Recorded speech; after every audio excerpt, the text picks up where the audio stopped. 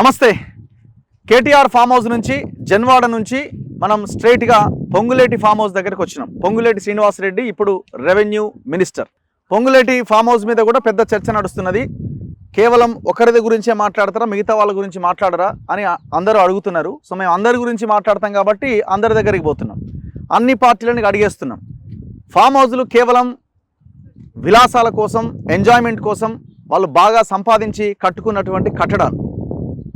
సరే, వాళ్ళు కట్టుకున్న కట్టడాలు ఎక్కడ కట్టుకున్నారు? వాళ్ళ ప్రైవేట్ ప్లేసెస్లో కట్టుకున్నారా అంటే కేవలం అగ్రికల్చర్ ల్యాండ్గా ఉండాల్సిన భూముల్లో కాంక్రీట్ నిర్మాణాలు చేసుకొని 111 జీవోను ఉల్లంఘించి చట్టాన్ని అతిక్రమించి కట్టుకున్న నిర్మాణాలు ఇవన్నీ. ఇప్పుడు నేను ప్రస్తుతం పొంగులేటి శ్రీనివాసరెడ్డి ఫామ్ హౌస్ ముందున్న గేట్ అవతల ఉన్నది, బ్యాక్ సైడ్ ఉన్నాం మనం. సో మన వెనకాల హిమాయత్ సాగర్, ఇది దాదాపు 2.9 టీఎంసీల సామర్థ్యం కలిగిన 2 కిలోమీటర్లకు పైన పొడవు ఉన్నటువంటి విస్తీర్ణం ఉన్నటువంటి హిమాయత్ సాగర్ ఇది మంచినీటి సరస్సు. ఆనాడు హైదరాబాద్ వరదలను నివారించడం కోసం ఈ ఉస్మాన్ సాగర్ అండ్ హిమాయత్ సాగర్ని కట్టారు. ఈ హిమాయత్ సాగర్ ఈ 2 సాగర్లను కూడా మంచినీటి కోసం, అంటే వరదలు వచ్చినాయి, ఈ వరదల ద్వారా నీళ్లు నిండినాయి కాబట్టి ఈ నీళ్ళని మంచినీళ్ళ కోసం హైదరాబాద్లో మనం వాడుకుంటున్నాం. చుట్టూ ఫామ్ హౌస్లే ఉన్నాయట. ఇక్కడ కనిపిస్తున్నది పొంగులేటి శ్రీనివాసరెడ్డి ఫామ్ హౌస్. వాళ్ళ బ్రదర్ ఇద్దరు, ఎవరు? ప్రసాద్ పొంగులేటి శ్రీనివాసరెడ్డి అండ్ ప్రసాద్ రెడ్డి. మన ఖమ్మం టికెట్ ఆశించారు ఈయన. ఇది ఒకటి. అక్కడ మనకు కనిపిస్తున్న పెంకులు ఉన్నది కదా, అది కూడా ఒకటి అనమాట. బ్రదర్స్ ఇద్దరికి ఇందులో 2 నిర్మాణాలు చేసుకున్నారు వీళ్ళు. దాదాపు ఇది 10 ఎకరాలు. ఇప్పుడు నేనున్న ప్లేస్ వచ్చి సంధ్యా శ్రీనివాస్ అని, ఆయన సంధ్యా కన్స్ట్రక్షన్, సంధ్యా కన్వెన్షన్ అని ఆయనకు సంబంధించిన ల్యాండ్ ఇదంతా కూడా. సో మామిడి తోట ఇదంతా కూడా ఆయనదే అట. అసలు యాక్చువల్గా ఏంటంటే టోటల్ ఈ ల్యాండ్ అంతా కూడా జీవీకే వాళ్ళదట. దీంట్లో ఒక 30 ఎకరాలు ఆయన సైడ్కున్న 30 ఎకరాలను అమ్మేసినందుకు ఈయన ఒక 10 ఎకరాలు కొన్నాడు. ఈయన కొంత కొన్నాడు, ఆయన కొంత కొన్నాడు. దీనికి కొంత అసుంట పోతే కేవీపీ రామచంద్రరావు ఫామ్ హౌస్ ఉంటుంది. ఇంకొంచెం అసుంట పోతే హరీష్ రావు ఫామ్ హౌస్ కూడా ఇక్కడే ఉందట, అజీజ్ నగర్ ఆ భాగంలో. ఇక్కడ స్థానికులు మాట్లాడుతున్నప్పుడు ఎంత భయంకరమైన విషయాలు బయటకు వస్తున్నాయంటే, ఈ సాగర్ నిండక ముందే గేట్లు ఓపెన్ చేసేదట, ఎందుకంటే ఫామ్ హౌస్లకు నీళ్ళు వస్తాయని. ఎంత దుర్మార్గం చూడండి. కొన్ని వందల ఫామ్ హౌస్లు వెళ్తాయి ఇట్లా మనం చేసుకుంటూ పోతాయి. ఈ పక్కనే ఒక నిర్మాణం జరుగుతున్నది, జస్ట్ పొంగులేటి ఫామ్ హౌస్కి ఆనుకొని, ఎఫ్టీఎల్కి ఆనుకొని ఉన్న ప్రాంతంలో సబితా ఇంద్రారెడ్డి ఫామ్ హౌస్ అటు. ఇది సబితా ఇంద్రారెడ్డి, కార్తిక్ రెడ్డి ఇక్కడికి వస్తుంటారని ఇక్కడ ఉన్న వాళ్ళే చెప్తా ఉన్నారు. టోటల్గా వీళ్ళైతే ఎఫ్టీఎల్ ఆనుకొని బఫర్లోనే ఉన్నారు టోటల్గా. ఇది పొంగులేటి ఫామ్ హౌస్, ఇది సబితా ఇంద్రారెడ్డి ఫామ్ హౌస్. సరే, వాళ్ళు మా పేరు మీద లేదు అని ఎన్నో చెప్పొచ్చులే, కానీ అవన్నీ ఉతే, అది కన్స్ట్రక్షన్ నడుస్తున్నది. ఇది కూడా 111 జీవోని ఉల్లంఘించి కట్టిందే. ఇది సాగర్, ఇక్కడ దాకా ఎఫ్టీఎల్ ఉంది. ఇక్కడ ఇంకొక విషయం, ఇక్కడికి వచ్చిన తర్వాత తెలిసిన విషయం ఏంటంటే, నిన్న అధికారులు వచ్చిరట ఇక్కడికి, ఇరిగేషన్ అండ్ రెవెన్యూ డిపార్ట్మెంట్ అధికారులు ఇక్కడికి వచ్చిరట. ఆ వీడియోల ఫోటోలు అయితే బయటికి రాలేదు. కేటీఆర్ది అక్కడ జరిగిన వ్యవహారం బయటకు వచ్చిందని ఇది రాలే, కానీ ఇక్కడ ఉన్న స్థానికులు చెప్తున్నారు. మనం నిలబడ్డ ఈ మట్టి అంతా వీళ్ళంతా ఇక్కడికి నెట్టేసిరు చూడండి. ఇక్కడ ఇటు సైడ్ ఈ మట్టి అంతా నెట్టేసి ఇక్కడ వరకు ఇది చేసిరు. ఎందుకు అని అంటే, ఇక్కడ వరకు లైన్ గీసిరట వాళ్ళు. అక్కడ మనకు కనిపిస్తున్నటువంటి ఆ లోపల వైట్ కలర్ది ఈ మెట్రో వాటర్ వర్క్స్ వాళ్ళు ఏర్పాటు చేసిన ఏదైతే ఆ పోల్ ఉన్నదో, ఆ పోల్ నుంచి ఇక్కడ వరకు ఒక 100 ఫీట్స్ అట. ఈ 100 ఫీట్ వరకు వీళ్ళు మార్కింగ్ చేసి పెట్టిరట. ఈ వార్త అయితే మనం ఇక్కడికి వచ్చిన తర్వాత తెలుస్తున్నది. సో ఇది ఇక్కడున్న సిచ్యువేషన్. నా ముందు ఇన్నయ్య గారు కూడా ఉన్నారు, ఇద్దరం కలిసి మేము ఇక్కడికి వచ్చినాం. సో సార్ ఇంకా డీటెయిల్గా ఎక్స్ప్లెయిన్ చేస్తారు. సార్ నమస్తే. నమస్తే. ఏం కనిపిస్తున్నది? దాదాపు మనం వచ్చి గంటన్నర అవుతున్నది. అట్లా బట్టి నడుచుకుంటూ వచ్చినాం లోపలికి. మొత్తానికైతే ఈ ప్రాంతానికి మనం చేరుకున్నాం. సో ఇక్కడికి వచ్చిన తర్వాత మీరు అబ్జర్వ్ చేసిన విషయాలు ఏంటి? అంటే మొదటిగా ఇదంతా కూడా 111 జీవో అనేది మనందరికీ తెలిసిన విషయమే. అవును. 111 జీవో యొక్క నేపథ్యం ఏందో కూడా మనకు తెలుసు. అవును. ఏది ఈ 2 తాగునీటి జలాశయాల యొక్క పరివాహక ప్రాంతాన్ని మొత్తంగా కూడా కాపాడడానికి, సంరక్షించడానికి, ఆ జలాశయాల్లోకి ఏ రకమైన పారిశుద్ధ్య జలాలు కానీ, పారిశుద్ధ్య సంబంధించినటువంటి ఏ రకమైన వ్యర్థ పదార్థాలు కూడా వాటికి దరిదాపుల్లో కూడా రాకుండా ఉండడానికి. ఎందుకంటే ఆనాడు కొన్ని దశాబ్దాల క్రితం ఈ హైదరాబాదు పుర ప్రజలకు అందరికి కూడా తాగునీటి సౌకర్యాన్ని అందించడానికి ఏర్పాటు చేసినటువంటి 2 ప్రాజెక్టులు ఇవి. మీరు ఇంతకుముందే చెప్పినట్టు దాదాపుగా నియర్లీ 2.9 అంటే 3 టీఎంసీ, 3 టీఎంసీల యొక్క సామర్థ్యంతో ఈ ఎప్పుడు కూడా హైదరాబాద్ వాసులకి తాగునీటి కొరత లేకుండా ఉండడానికి ఏర్పాటు చేసినటువంటి హిమాయత్ సాగర్ పరివాహక ప్రాంతం ఇది. ఇక్కడ ఏదైతే మనకు కనిపిస్తా ఉన్నదో ఇక్కడ ఫస్ట్ ఎప్పుడు కూడా చెరువు ఉంటుంది, చెరువు తర్వాత FTL ఉంటుంది, FTL తర్వాత బఫర్ ఉంటుంది. ఇది ఇంతకుముందే మనం గూగుల్ ద్వారా సేకరించిన సమాచారం ప్రకారము దాదాపుగా 550 ఎకరాల విస్తీర్ణంలో ఈ హిమాయత్ సాగర్ చెరువు ఉందనేది మనకి అర్థమవుతా ఉన్నది. ఏమైనా తప్పులుంటే మనం సవరించుకున్నాం, కానీ మనకి గూగుల్ ద్వారా అంటే ఇంటర్నెట్ ద్వారా మనకు అందినటువంటి సమాచారం ప్రకారము 550 ఎకరాల విస్తీర్ణంలో ఈ 3 TMCల యొక్క నీటి సామర్థ్యాన్ని నిర్వహించడానికి సుమారు ఎన్ని గేట్లు? దాదాపు ఒక 16 గేట్ల 15 గేట్లు ఉన్నాయి. ఆ గేట్లతోటి ఏర్పాటు కాబట్టినటువంటి ఈ గండిపేట హిమాయత్ సాగర్ గా చెప్పబడుతున్నటువంటి ఈ మంచినీటి జలాశయం ఇది.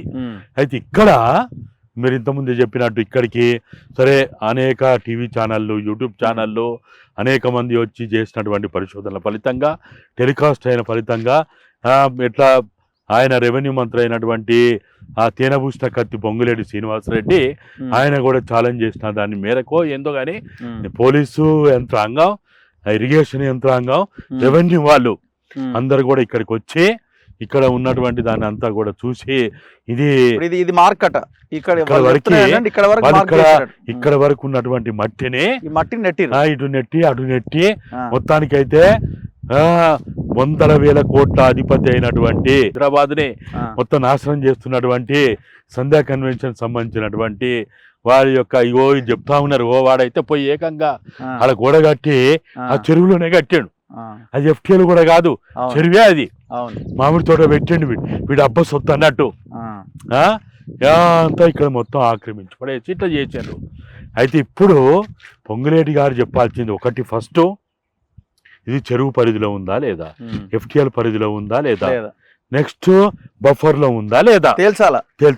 మార్కింగ్ అన్నది ఇప్పుడు FTL ఈడిదాకనా లేకపోతే బఫర్ ఈడిదాకనా అన్నది అధికారులు తేల్చాలి. వాళ్ళు ఇక్కడ ఉన్న స్థానికులు చెప్పే ప్రకారము FTL ఇక్కడ వరకని, ఇక్కడ వరకని కూడా వాడు ఎట్లా చెప్తాడు? ఎవరిని తీసుకొచ్చేస్తావు?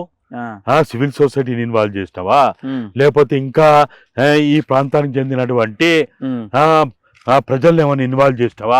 వాడేదో వచ్చి ఏదో కొలతలు కొల్చి ఇక్కడికి FTL అక్కడికి బఫరు మీరు ఎట్లా చెప్తారు? ఇక్కడ చెప్పాల్సింది ఈ ప్రాంతంలో పుట్టి పెరిగి ఈ ప్రాంతంలో వ్యవసాయం చేసిన వాళ్ళు, ఈ ప్రాంతానికి ఈ ప్రాంతంలో ఉన్న సంపదని కాపాడిన వాళ్ళు కదా చెప్పాల్సింది. వాళ్ళు కూడా చెప్పడానికి సరే అయింది, సరే మొత్తానికి మీరు వచ్చిండ్రు, ఇది FTL అన్నారు, అది బఫర్ అన్నారు, అది చెరువు అన్నారు, ఏదో జరిగింది.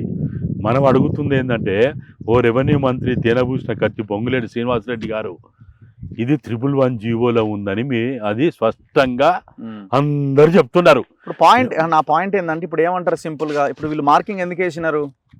ఇది హైడ్రా పరిధిలోకి వస్తుందా రాదా అని వీళ్ళు తేల్చినట్టుగా అనిపిస్తున్నది. ఇప్పుడు రంగనాథ్ ఏమంటాడు, ఇది హైడ్రా పరిధిలోకి రాదు, 111 జీవో మాకు ఇంకా అది అలాట్ చేయలేదని ఇంకోటని చెప్తే మా పరిధిలోకి వస్తే మేము ఆలోచిస్తామని అంటారు. ఇప్పుడు అక్కడ మనం KTRది చూసినాం, అక్కడ ఏంటి డైరెక్ట్గా నాలా మీదనే గేట్ పెట్టిండు, లోపల కన్స్ట్రక్షన్ చేసిండు. అదొక ఇది. ఇప్పుడు దీని విషయానికి వస్తే ఇది బఫర్లో ఉంటే దీని కిందికి వస్తుంది. సో మీరు అంటుంది 111 జీవో ప్రకారం అయితే ఇది ఏకంగా అక్రమ కట్టడమే, దాంట్లో ఏం డౌట్. ఇప్పుడు కూడా FTL అయినా బఫర్ అయినా ఇప్పుడు స్థానికులు చెప్పే ప్రకారం ఏంది, మనం నిలబడ్డ దాని కాడికి కొద్ది దూరంలోనే దాదాపుగా ఈ పోలు వరకు ఎండిపోయిన చెట్టు దాకా నీళ్ళు వస్తాయని అంటున్నారు. అది ఏది సాధారణ పరిస్థితుల్లో వస్తాయి, అది ఫుల్ ట్యాంక్ లెవెల్ కాదు. అది అక్కడి నుంచి అది కూడా ఏంది, అది కూడా సాధారణ పరిస్థితులలో నీళ్ళు వాడు అక్కడ గేట్లు తీయకపోతే ఇంకెక్కడ దాకా వస్తాయో నేను అనుకోవడం. ఇప్పుడు అక్కడ వరకు నీళ్ళు వస్తాయని అంటే నాకు తెలిసి FTL ఇదే అయి ఉంటుంది, ఇక్కడ వరకు దాకా ఉంటుంది ఇంకా.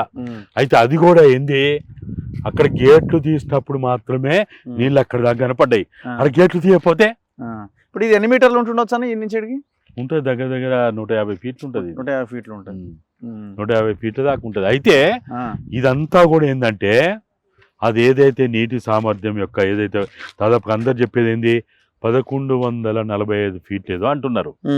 ఈ మరి ఆ లెక్క ప్రకారం అసలు గేటు ఒక్కటి కూడా తీయకుంటే ఇంతకుముందు ఇక్కడ చెప్పింది కదా, పోయిన సంవత్సరం ఏదో హరీష్ రావు ఫామ్ హౌస్లోకి నీళ్ళు వస్తున్నాయని, కేవీపీ ఫామ్ హౌస్లోకి వస్తున్నాయని, లేకపోతే ఇక్కడ అసలు ఇదంతా చూస్తే అంత ఎత్తు గోడ కట్టిండంటే దేనికోసం కట్టినట్టు? అంత ఎత్తు నీళ్ళు వస్తాయనే కదా. నీళ్ళు వస్తేనే ఎవరు దుంకుతారైనా? నీళ్ళు వస్తాయనే దుగ్గుడు సంగతి. మరి దూకేటట్టుంటే పైన వైర్లు కూడా పెట్టారు, వైరింగ్ అది ఏంది కరెంటు ఫెన్సింగ్ కూడా వేసారు. నీళ్ళు వస్తేనే చాలా బందోబస్తు నిర్మాణం రిటైనింగ్ వల్ల కట్టిర్రు, ప్రాజెక్ట్ రిటైనింగ్ వల్ల కట్టిర్రు అంతే. అని ఇంత నిర్మాణం సరే, ఆయన డబ్బులు ఉన్నాయి, ఆయన గుల పుట్టింది, కట్టుకున్నాడు, ఆయన వ్యవహారం అది. ఇది అంతా ఎక్కడ జరగాలి? ఇప్పుడు ఆయన వచ్చి ఇక్కడికి వచ్చి మీలాంటి వాళ్ళని, మాలాంటి వాళ్ళని, స్థానిక ప్రజల్ని, ఈ గండిపేట హిమాయత్ సాగర్ ప్రాంతాల్లో ఉన్నటువంటి ప్రజల్ని తీసుకొని వచ్చి irrigation, survey department, revenue department అందరిని తీసుకొని వచ్చి ఇక్కడ నువ్వు ఎంత పరిశుద్ధుడివి, ఎంత చిత్తశుద్ధి ఉన్నది నీకు, ఎంత నీతిమంతుడివి, ఎంత ధర్మవంతుడు అని కూల్ చేయమని నేను చెప్పేస్తున్నా అంటున్నారు కదా రంగనాథ్ గారు. నాది ఒకవేళ ఇంచు భూమి కూడా ఉన్న దాన్ని ఇమీడియట్ గా కూల్ చేయండి అని అంటున్నాడు కదా. నువ్వు ఎవరికో చెప్పుడు ఎందుకు రెవెన్యూ మంత్రి గారు? నువ్వు ఎవరికి ఆదేశించుడు ఎందుకు? నువ్వు మనిషివే, నీకు తెలివి ఉన్నది, నీకు జ్ఞానం ఉన్నది, నువ్వు ప్రజాప్రతినిధివి, తప్పు జరిగిందా లేదా అని నువ్వు తేల్చు. అవును, నువ్వు వచ్చి ఇక్కడికి వచ్చి ఇప్పుడు చెప్పిన అన్ని శాఖల వాళ్ళని తీసుకొని వచ్చి నువ్వు తేల్చు. మాలాంటి వాళ్ళని తీసుకురా, మీడియాని తీసుకురా, సరిపోతుంది కదా. ఎవడో వచ్చి రంగనాథ్ చెప్పాలి, వాడు చెప్పాలి, వీడు చెప్పాలి, ఇవన్నీ ఎందుకు? కాబట్టి ఇప్పుడు ఇక్కడ మనకు కనపడే దాంట్లో ఇది ఇప్పుడు సబితా ఇందారెడ్డి ఫామ్ అవుట్, ఇది సబితా ఇంద కార్తిక్ రెడ్డి ఇప్పుడు వాళ్ళే మీరే వింటున్నారు కదా, వాళ్ళే చెప్తున్నారు కార్తిక్ రెడ్డి వస్తాడని, లేకపోతే ఇంకా వేరే వాళ్ళు వస్తారని వాళ్ళే చెప్తున్నారు. కాబట్టి ఇక్కడ ఇప్పుడు ఇది కూడా ఎఫ్టీఎల్ఏ కదా. దీని ప్రకారం చూసి ఇప్పుడు నా ఉద్దేశం అయితే అది చెరువు అన్న కావాలా, ఎఫ్టీఎల్ అన్న కావాలా, బఫర్ అన్న కావాలా. బఫర్ లో కూడా ఉండడానికి ఈ మూడు తర్వాత 111 కావాలా.